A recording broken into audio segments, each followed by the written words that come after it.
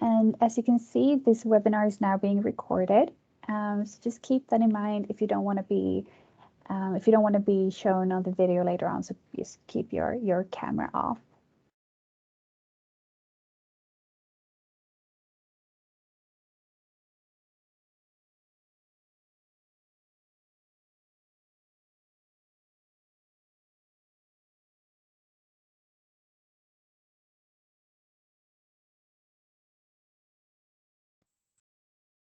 Yeah, I think we can start. Welcome to today's webinar, World Business Webinar, Why Spain, where we will get an introduction to the Spanish market. Super interesting. This webinar is part of the project Export Cooperation Sweden-Finland, run by Norrbotten Chamber of Commerce and Business Oulu. So one Swedish organization and one Finnish organization. The webinar is arranged in collaboration with Oulu Automotive Cluster, Swedish-Spanish Chamber of Commerce and Business Finland Madrid office. My name is Elin Stenman, and I work as an international coordinator at Norrbotten Chamber of Commerce and also as a project leader in the Export Cooperation Project. I will moderate this event and make sure that we keep our schedule today. I will also monitor the chat, so if you have any questions, just write it down and I will make sure that our speakers and presentators will ask you or answer your questions. With us today, we have 4 interesting speakers. We have Guillermo Solano from Business Finland in Madrid. We have Rebecca Svensson, Senior Business Consultant from Swedish-Spanish Chamber of Commerce, also in Madrid. We have actually a pre-recorded presentation from the Finnish company iLock, who will give their best advice on how to enter the Spanish market. And also a company gives from Sweden, Charge Amps. And there we have Henrik Bergman, who is with us at this meeting, and he will give his best advice on what to think about when entering the Spanish market. So we have quite an intense hour ahead of us, but it's really interesting. So if you have any questions, just use the chat function. But before we start, I just want to give the word to my colleagues from Oulu, Heini Malm and Johanna Kammanen. The floor is yours. Thank you, Elin, and hello from Oulu, Finland. My name is Johanna Kammanen, and I work as advisor of international affairs in Business Oulu, and I am also a member of Export Cooperation Project Group. Welcome to hear about the Spanish market opportunities with us. Warm thank you for our speakers for sharing your knowledge and experiences with us about Nordic companies' possibilities in Spain. On behalf of our collaboration team, we hope we are able to strengthen your interest towards Spanish market. We want to promote you the next step to Spain, especially to companies that are located in Oulu area and in Norrbotten. The following activity will be funded by the Interreg Nord project called Export Cooperation Sweden-Finland, and my colleague Heini will tell you more about this opportunity. A warm welcome also on my behalf to everyone. My name is Heini Malm and I work as Senior Advisor Business Development in Business Oulu. My role in the Oulu Automotive Cluster is to support the cluster strategy and cluster development, as well as further strengthen the international networks for the benefit of our companies. We are going to do a business delegation trip to Spain in this coming June. And in this package, we offer a chance for B2B meetings and networkings that are pre-organized by our local specialists and cooperators. In this delegation trip package, we can support companies also with 50% in travel and accommodation costs. So if your company is located in Oulu area and you wish to hear more, don't hesitate to contact me and Johanna. And you can find our contact details in the chat screen soon. So enjoy the webinar. Disfruta del seminario web. Thank you, Heini and Johanna. And I also wanted to add that for the Swedish companies, you can contact me. Information about this delegation trip is also on the Norrbotten Chamber of Commerce website, and I will add that information to the chat function as well. But let's start with the actual webinar. Guillermo Solana from Business Finland, where are you? Here I Welcome. am, Elin. Thank you very much. And thank you very much, Norrbotten Chamber of Commerce and Business Oulu, to explore opportunities of collaboration. Now I will share my screen. If you could confirm that you see it. Igår satt jag och Vi bara ser- skickade ut grejer sen Okej. vi blev av med lördagen för 3 kronor.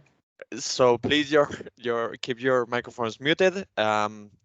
I will be talking for the next 10 minutes about the Spanish market, the regional approach. Then we will go through some automotive snapshot and then do's and don'ts in Spain. Questions and comments are more than welcome. Please keep them for the last part of the presentation or write them in the chat box and we will go through them afterwards. Also, we will share these materials with you after this presentation, this webinar, so don't worry, we will follow up on this. So starting from the beginning, we need to take into account that Spain is kind of a very diverse country. It's relatively big when it comes to population, at least European Union-wise. And organization-wise, there are like 17 autonomous regions and 2 autonomous cities. For our Finnish listeners here, basically each of these autonomous regions work as the Ahvenanmaa Islands in Finland, the island between, or Åland, between Finland and Sweden. Basically, this means that they are very autonomous and they have like a lot of competencies that belong to them. For example, one easy example of this is like healthcare and education are transferred to the regions. It's not the central government. The central government usually acts as a coordinator more than a policy creator. Please, I mean, we are going to see like few maps on the following slides. The idea of these maps is that you use them in combination, one with other, because it tells a lot of information, and I think it makes most of it if we combine them. So, for example, we can see that most of the population in Spain are located in the coast, both in the Mediterranean coast and in the Atlantic coast, plus in Madrid, that is the center. So being the most populated Andalusia, then Catalonia, Madrid in the center, and again, coming back to the coast, Valencia. And on the right side of the screen, you can see population density. Again, everyone is basically like near the coast and in Madrid. But please keep in mind, like combining all the information on the maps, because you will have like a more, let's say, quality information. Let's see if this moves to the next one. Okay. We also wanted to like pinpoint which let's say sectors are stronger where. As a common denominator, we can find hospitality and tourism. At the end of the day, Spain is the second most visited country in the world, but also like between each other, there are like a little differences. Of course, there are a lot of factories of food and beverages, also a lot of automotive industry, especially in the northern part of Spain. If we make a line from Valencia to Madrid up, you can see the concentrations of car manufacturing plants, but we will see that afterwards. Also, there is a lot of metallurgy companies. For example, ArcelorMittal is present in the country, and also like some pulp and paper sector important. Again, also in the northern part of Spain, which has like more forestry, etc. On the left side of the screen, we can see like the aggregation of the GDP per region. So meaning that the most populated regions are not per se the most, let's say, economic relevant regions when it comes to GDP. For example, Andalusia, it's the most populated region, but it's the third when it comes to GDP aggregation to the national one. So it's, as I said, like use these maps as in combination to find out more with what is going on where. Then we move to the next slide. Also keep in mind that even within regions, there are differences. For example, in the Valencia area, the agriculture is stronger in Valencia and Alicante, and Castellón is not so much. But anyway, this is just like a general guideline. I wanted to put also these two maps. I think they speak for themselves. For themselves. On the right side, we can find the map of Spain, and we can see there the GDP per capita according to the regions. So on the same country, we have a GDP per capita on the north, on the Basque Country, that belongs to Japan, is more similar to Japan, or Madrid to New Zealand, Catalonia to Italy, and then the souther we go, or to the lefter we go, to the west side we go, it's more related to other kind of countries such as Cyprus, Czech Republic, Bahrain, Kuwait, or Bahamas. So it's very like diverse, and this should be also taken into account. For example, if the product that you are thinking to market is more price sensitive, it would make also more sense to try to tackle the northern part of Spain. But if it's not so much price sensitive, why not to go to the most populated areas, for example?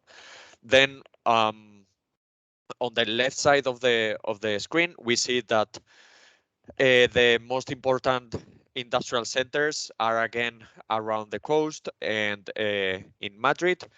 This is important because I think that a lot of solutions coming from Sweden and Finland are applicable to the industry, are more B2B than B2C. So also keep in mind, we highlighted there the cities, the exact cities that these industries are located. But please have a look. And again, in combination, like a general overview. This is a general overview. Have a look and combine the different maps that we have. This industrial map takes me to the next slide, that it's going more into detail on one of them, which is the automotive sector. This is here we put some bullet points.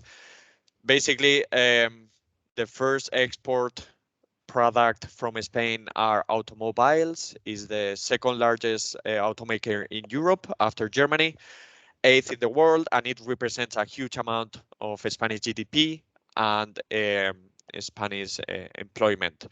This is key because the sector is going to experience a transformation in the short term, coming from the EU investments and national plans to become greener on energy storage, smart grids, etc., both in the factories and in the models that they are going to build. It's key to follow up on this sector.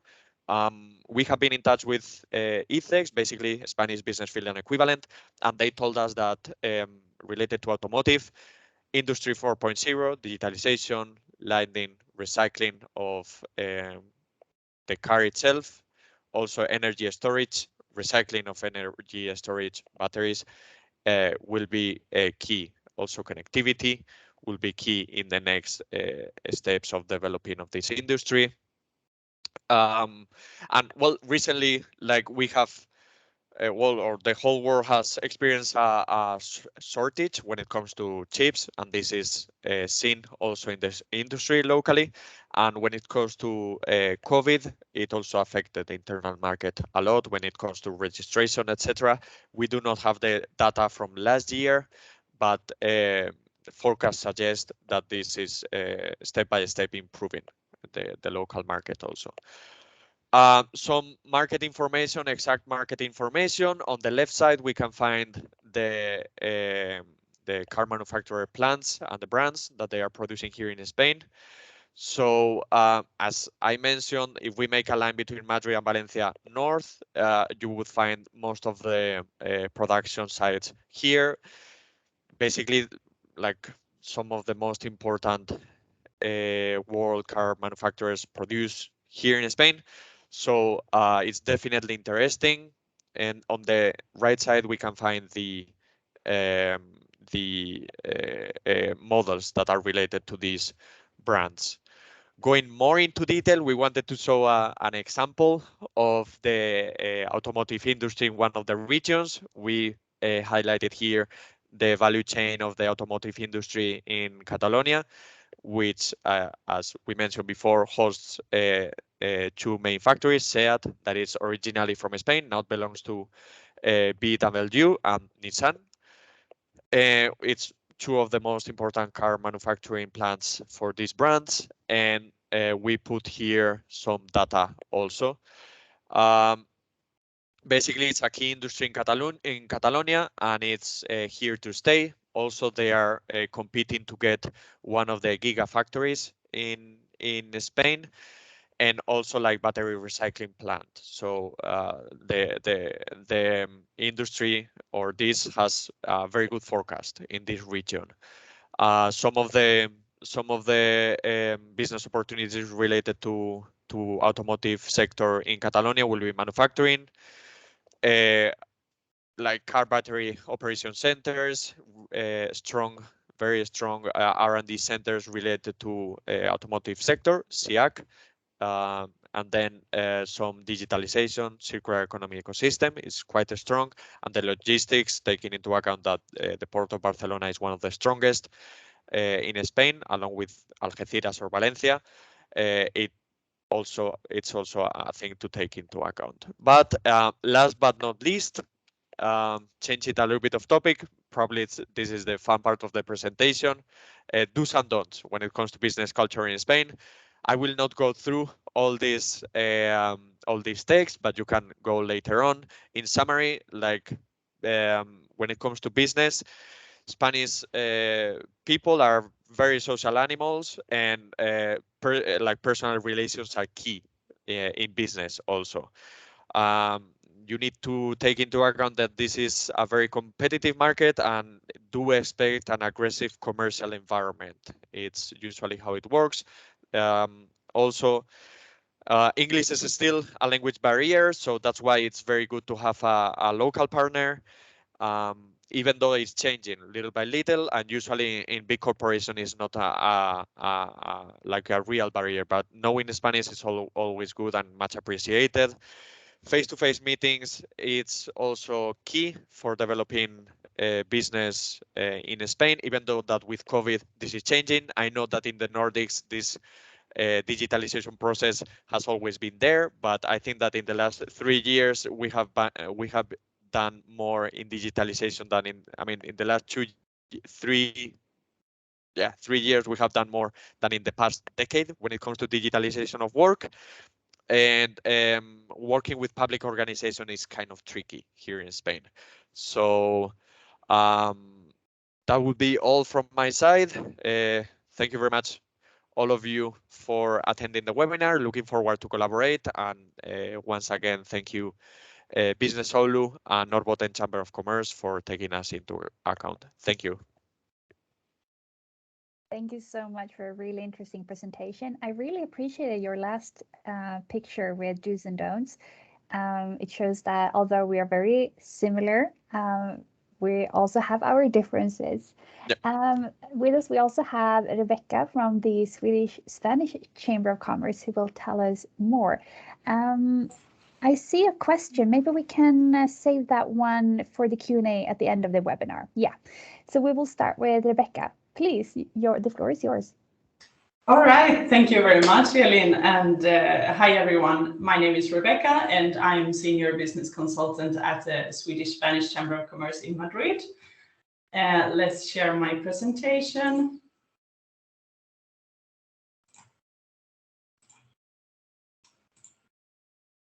There we go. And also, I would like to extend a thanks to Business Oulu and Norrbotten Chamber of Commerce for the organization of this event. So, and thank you to all of you who participate. And I will speak about the current business climate in Spain and the next generation EU funds and the National Recovery Plan, followed by summing up the business opportunities in the market. First of all, just briefly introduce you to the Spanish Chamber of Commerce in Madrid.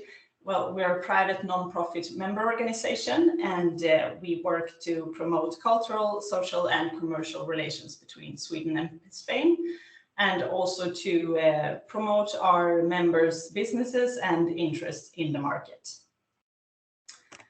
Our consultancy department offers tailor-made export services and support to Swedish companies entering the market. And to the business climate for Swedish companies in Spain. Well, in 2021, we elaborated a report together with Team Sweden here in Spain to get a point of view of Swedish companies established here of the business climate. And there are around 200 companies in Spain from Sweden, and 60 of those participated in the survey. And the majority of these companies see the current climate as neutral, and I would say neither good nor bad. And despite the negative impact of the pandemic, as much as 69% of these surveyed companies expected increased sales in 2021, and 40% were planning on increasing their investments. And right at this moment, we are making a new report, so in a short time there will be fresh results. And moving on to the hot topic of the moment, the Next Generation EU funds. As you probably know, Spain is the second country that will receive most funds, summing up at 140 billion euros. And the government predicts that this will have an impact on the economy and the Spanish society, equaling to the entering the European Union, which transformed the society and had a huge impact. So the goal is not only a recovery and get the country back on its feet after the pandemic, but also to have like a structural transformation of the economy and the society. And there is the national plan includes a unprecedented commitment to the green transition, which will get 37% of these funds, and digitalization that will get 33% of the funds. And it's estimated that the plan could increase the annual growth by 2% on the long term. Of course, the execution of distributing these funds is a challenge for the administration, and they have to channel in record time a huge amount of money and to various projects. So in 2021, there has been a certain delay, which reflects the complexity. And from the second quarter 2021, the administration has been starting to publish official calls for public tenders, subsidies, and grants. And these are open to companies, organizations, and citizens. And the Treasury is also finalizing a public tool where you can consult the status of the different calls or the tenders, and this will be linked to a website of the European funds. And here we can see the National Recovery Plan and the 10 political levers that have been developed by the government, and these are the areas of priority and their share of the budgets. So, green transition. Well, according to Europe's Sustainable Report, Spain ranks 21st in Europe when it comes to reaching the Sustainable Development Goals, whereas Sweden ranks second. So there is much room for improvement, and this is the most prioritized area of the plan, which includes investments in sustainable, safe, and connected mobility through the establishment of low emission zones, massive expansion of charging infrastructure, also modernization of the public transportation, and the development of a vehicle fleet with clean energy, just to give a few lines. And in the construction sector, for example, there are plans for development of green and blue infrastructure, improvement of energy efficiency in buildings through reformation, smart applications, and expansion of solar cells, etc. There will also be a huge investments in renewable energy. And when it comes to digitalization, Spain has been lagging behind other European countries.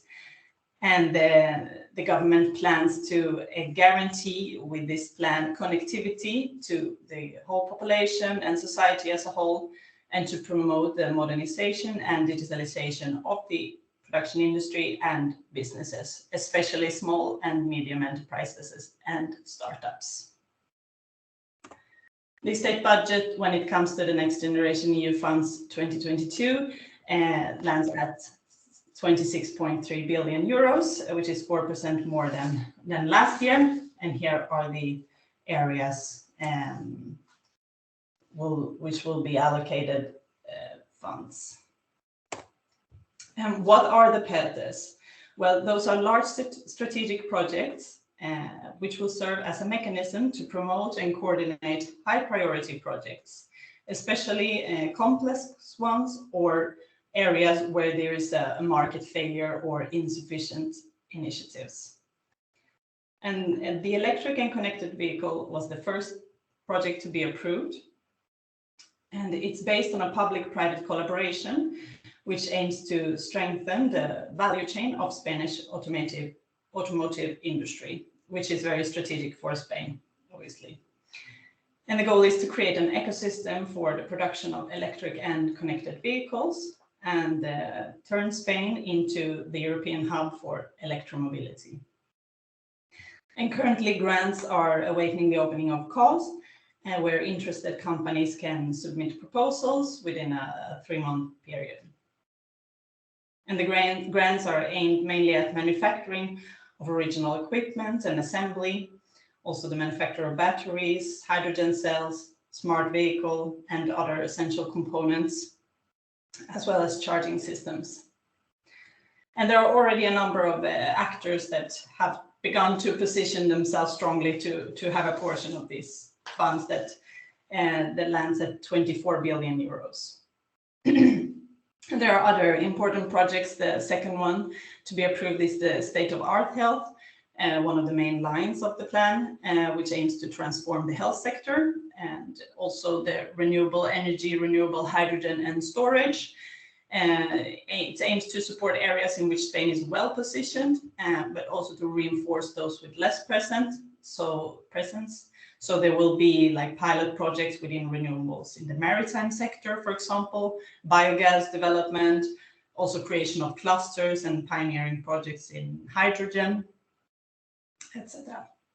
And agri-food is the fourth project, and there are a few other ones that are under study. And I would also like to mention briefly the MOVES 3 program, which is not a PERTE, it's another program that aims to incite individuals, companies, and public entities to purchase electric vehicles and charging infrastructure. And these grants are directed to the autonomous communities or channeled through them. And summing up, well, in light of this enormous amount of funds that are fueled into the economy and the potential growth that they bring with them, there is a great opportunity for Swedish and Finnish companies, Nordic companies in general, with innovative, sustainable and technological solutions to actually benefit from this momentum and find new opportunities in the market. Nordic companies are at the forefront in these areas that are prioritized, such as sustainability, technology and innovation. And Spain is, of course, already an important market. It's the fourth biggest economy in Europe. But right now it's presented with a unique opportunity, not only for recovery, but for a whole structural change and hopefully great growth, provided that these funds are distributed in an efficient manner, of course. So to all companies that are looking at Spain, whether for exports or establishment, well, things are starting to move and it's a very interesting market at the moment. So, gracias and thank you very much for your attention. Great. Thank you so much, Rebecca. It's actually really interesting, everything that is happening in Spain right now. And it feels like the time is really now. The opportunities are here now.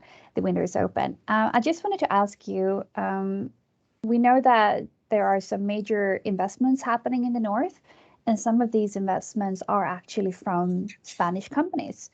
For example, we have this big investment that might happen in the Luleå region from a Spanish company. Do you think that those Spanish investments will increase business opportunities for Northern Arctic Europe companies? You mean those investments that are being made in Spain? No, Spanish investments in Sweden or Finland, if that could increase business opportunities when Northern companies want to go to Spain. Yeah, I think like any type of commercial relation or relation in general between regions or countries strengthen all types of opportunities for both parts. Yeah, that sounds great. I hope that we get to see each other in Madrid when we have our delegation trip. The next part of our webinar now is a pre-recorded company presentation or a company case from Finland. They wanted to join us here today live, but unfortunately they had to participate in another event, but they very kindly recorded the presentation in advance. So I'm going to see if I can share my screen and show it to you. Let's see.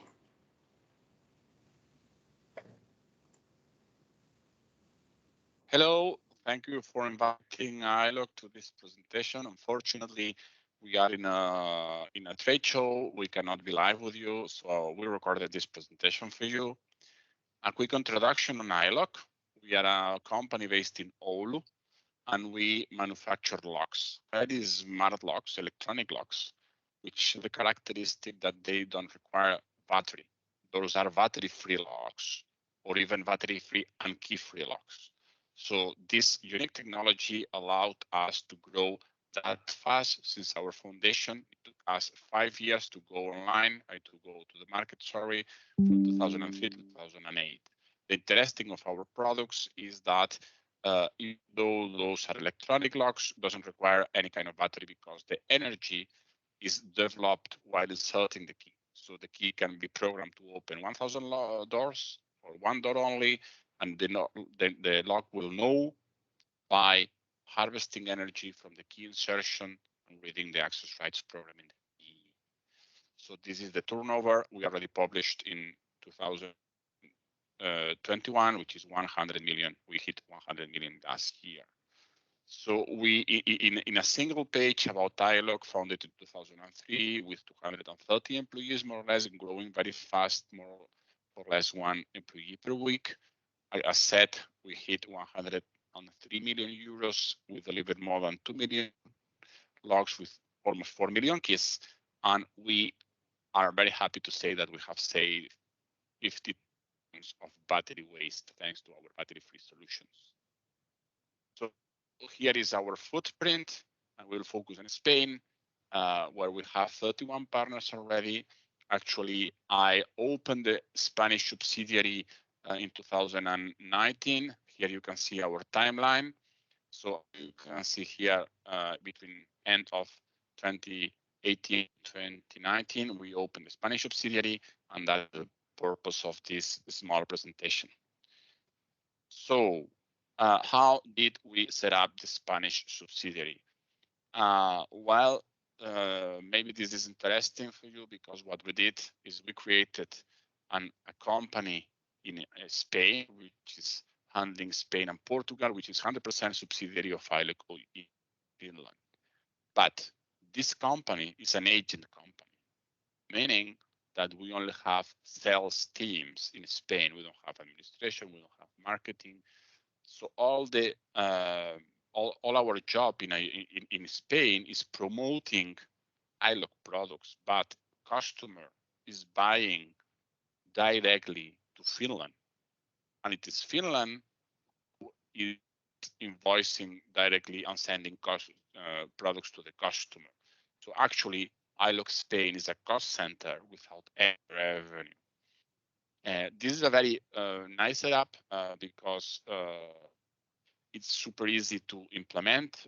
No duplicating structures like administration or local people invoicing or recovering due invoices and maintaining products or marketing tasks.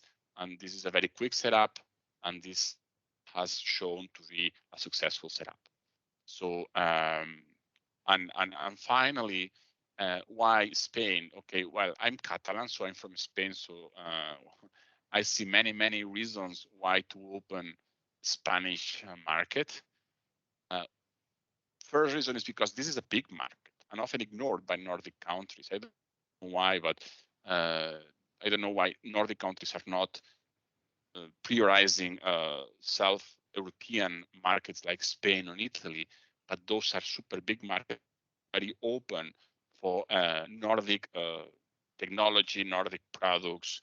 We have like IKEA or like this kind of Nordic products, very successful in our country. So I recommend you seeing Spain as a target market. Also because there is a lot of talent in Spain. Unfortunately, much of the talent is migrating to other countries because of the economies of Spain, but we do have very nice universities, very nice business schools, and you can find a very high qualified talent in Spain. Also because of his geolocalization, we are in the south of Spain, but we have a lot of sea, we have good roads, we have good trains, and it's super nice hub for opening the door for Latin America and open the door for Africa. Our localization allows us, and our language, Spanish, allows us to easily attacking these two markets. Latin America is a Spanish second market. If you see all the banks, all the utility companies in Latin America, Spanish banks and Spanish utility companies. So it's very easy for Spanish employees or companies to jump to Latin America and also to Africa, to the north of the Africa. So I will stop sharing now. You will be seeing me. I lost my mouse, sorry. Okay, doesn't matter. I really strongly recommend you considering Spain as your next move for exporting. I really enjoyed my experience working for a Finnish company based in Oulu. I love your country, but I also love Spain, and I think this is your next opportunity.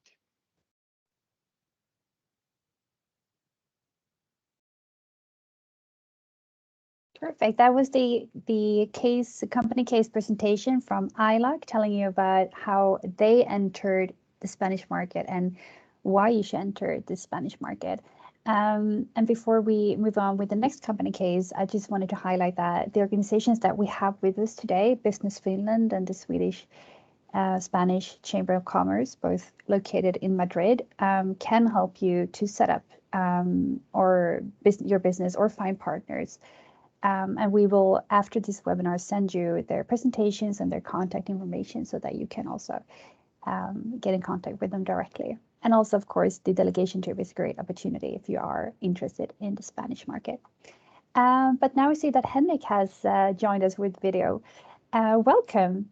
You represent Charge Amps, a company from Sweden, and you are going to tell us about your way into Spain and Portugal. Welcome. Yep. Thank you very much, Henrik Bergman. I listened to the presentations and I feel extremely linked to a lot of the comments that have been there before. I'm sitting in a parking lot, which is a typical way of dealing here with the business. We are always out on the road visiting customers because, as previous speakers have been saying, relationships are extremely important. I feel also I have a little bit of a foot in everything that we're talking about. I've been living in Norrbotten, in Boden. I have actually been in Oulu. I was amazed by the companies up in Oulu, and also it's pretty cold up there. When I was there, it was like 30 degrees below zero, so that was a hard one.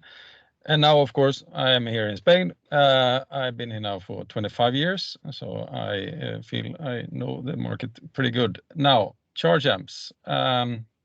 It's a leading brand in electric vehicle charging, mostly in Sweden, but also in the Nordics.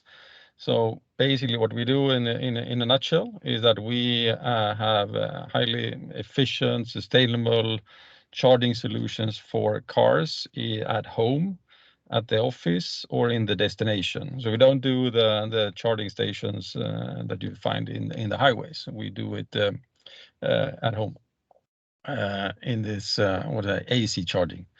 So what we bring to the market is a little bit of a different value proposition than the existing ones. And so there's a bunch of really good companies here in Spain doing vehicle charging, but we combine intelligence with simplicity and also have very robust and resistant products at the same time as they are really, really cool in this. I mean, unfortunately, there's a sort of a deficit in design in several aspects here in Spain, which we can, of course, then benefit on.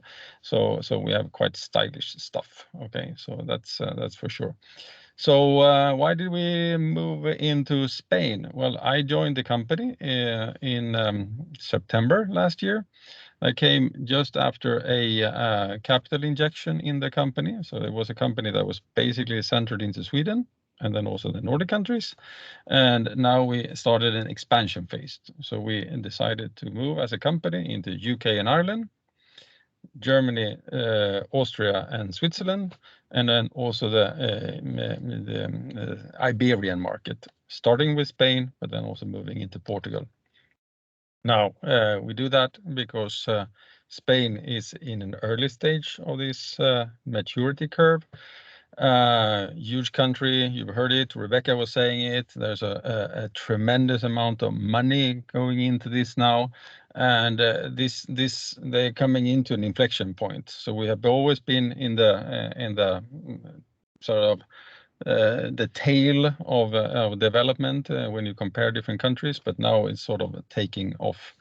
And second largest producer of cars in Europe. This everything has been said by Guillermo before that about this extensive evolution now that is happening now in the automotive sector and the e-mobility sector, etc. Now, the thing is though that you have to be here early. Okay, so even though it's starting out slow now, if you're not here from the beginning, then you will actually not, catch the growth here. Now we've been here now for sort of 5 months ish. In Sweden, we are more like when I joined, people were saying that we were sort of a startup, but now we're more of a scale up. Here, definitely, it's a startup. Okay, so I started out alone, and now I have a couple of colleagues. So our friends from iLock, they have come a lot further than we have. Now, what did I do in the beginning? I started a lot at looking at the product market fit. Okay, what we think works in the Nordics does not necessarily work in Spain, because here this is a very much a enterprise product. It's a sort of a consumer product. So the way we live, the way we operate, local rules and regulations, how we behave, it's different. So it's super important to understand and consider both these hard and soft facts. So I noticed a lot of times when I spoke to my colleagues in Sweden, they were so into the way of thinking in Sweden, they didn't understand really what I was talking about. So in the end, I had to make a 25-page presentation that was called "This is Spain" in order to explain to them. And then suddenly they, okay, now we understand why you are approaching this from a different way, because the product market fit, you have to really understand it also. Then normal things, you have to understand the ecosystem, who are the different players and how to reach them. Okay, that goes without saying. Now, One thing that I will also repeat a lot is the language aspect. So we are building a local team, and everything that we do, don't come here with tools, manuals, whatever documentation in English. You have to have everything that is customer facing. Bring that into Spanish. Portugal is a little bit easier because they tend to be a little bit better at English. But here in Spain, you definitely have it to attend the customers in Spanish. So that's what we have been doing right now, product market fit, understand the customers, reaching out, getting to know, they need to get to know us, making a lot of noise, basically. Now we're seeing that this is resulting, giving good results. Now, challenges. This is actually a conservative country, okay? So it's not really into this disruptive innovation many times. But once something gets traction, then it moves fast. So take, for example, mobile phones. Spain has definitely the highest penetration of smartphones in Europe, okay? So it moves very fast. Guillermo was saying it, relationships are important. Not necessarily so that the best deal gets the best offer gets the deal, because you need to have the right relationships with the people, long-term trust relationships. It's a very challenging sometimes that it's actually a country, but it's also a constellation of autonomous regions. So there might be a variety of regulations and rules and administrations. A lot of the rules are national, but then there are different flavors of it on autonomous regions. So don't think of Spain as being one country. It's actually a mix of autonomous regions, and it's also quite big. So sometimes I notice that something happens, at least in Sweden. It's said on the news, and then everybody knows about it because everybody listens to the same news channel, sort of. Now here it doesn't work like that. So it's not as homogeneous as in the Nordic countries. So you must be present, and at least virtually or in the information flow on a local level. Otherwise, the messages don't come across. So some tips and tricks. I think Guillermo's list there was fantastic. But as I said previously, just mention a few of them. Speak the language, okay? Young people, they're better at English, but so it's coming. But definitely if you want to establish here, get into the local administration, then have to speak Spanish, okay? Choose your location well. I think that was very good what Guillermo was showing there, that different areas have different focuses. So choose your location well, secure that you have proximity to your clients and your partners, because as I said, the relationships are important. We like to work with people, which we can interact with, right? The ILOC comment on the corporate structure, that is super important. Choose your optimal structure, okay? Because if you do an overkill in your company establishment, you're in for a lot of administration. It's sort of like costly, it takes a lot of time. And also get a local administrator. Don't do it on your own. Get a local company here that does all your paperwork with administration and everything like that, right? And be patient and perseverant. Spain is definitely worth the effort. We don't usually make a splash in the European news. When you get to southern France, suddenly then all information about the rest of Europe disappears. We're not really on the map, but when you enter, then this is a big market. It's an open market. It's very nice. It's fantastic to live here. You can attract a lot of talent coming down here because it's a really nice place to live. And as also the previous speaker was saying, once you get in here, you get your foot here, you get the language, you get into the Portugal, then you get the language there, then South America and Africa. This is the door to South America. So this is sort of a propelling point to other places. So definitely I can recommend it, but be perseverant and be present here locally. Be here physically. Thank you. Great. Thank you, Henrik, for a very, very interesting presentation. I just wanted to ask you, you mentioned that 25-page presentation about how to do business with Spain and what Spain is. What would you say, if you had to summarize, the biggest mistake that Scandinavian companies do when trying to enter Spain? What is the most common? Do you have any idea of that?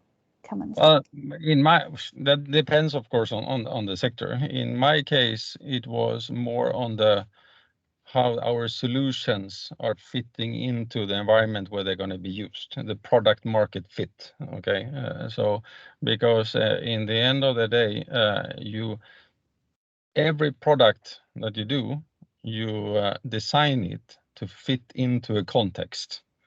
And it's very easy to believe that context is the same in different countries, but it's not, because as I mentioned, how we live, how we work, how we behave is all different. So that actually, that sort of local touch has a impact on how technical features and operational aspects of your product and how you're actually going to design it.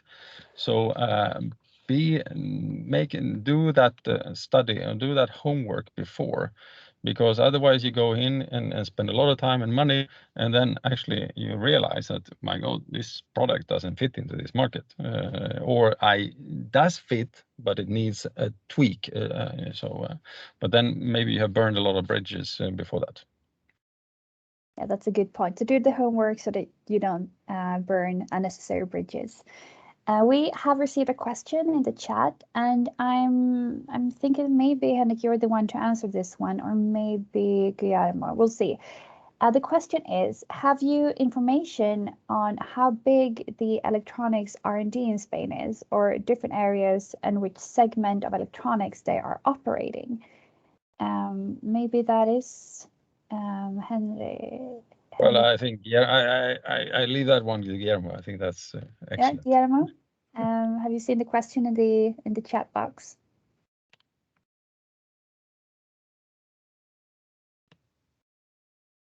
No. Okay. Well, I'm gonna see if we can get those numbers and maybe send them in the email that we will send out after this webinar. So that that we get that information. If we don't have any other questions, which I don't think we have, I wanted to take this last minute to just thank you for your participation, and I hope that it has been of interest and of value for you to participate today. It sure has been to me. I think Spain is a really interesting market, but now when I really see the opportunities that there is in Spain right now, I think it's even more interesting.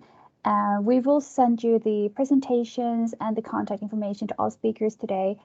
And also, if you have more questions, you can contact any one of us. And if you want more information or want to participate in the delegation trip to Spain, you can also contact me or Johanna or Heini, depending on whether you're based in Sweden or Finland. With that said, thank you very much, and I hope you have a great day. Bye. Thank you.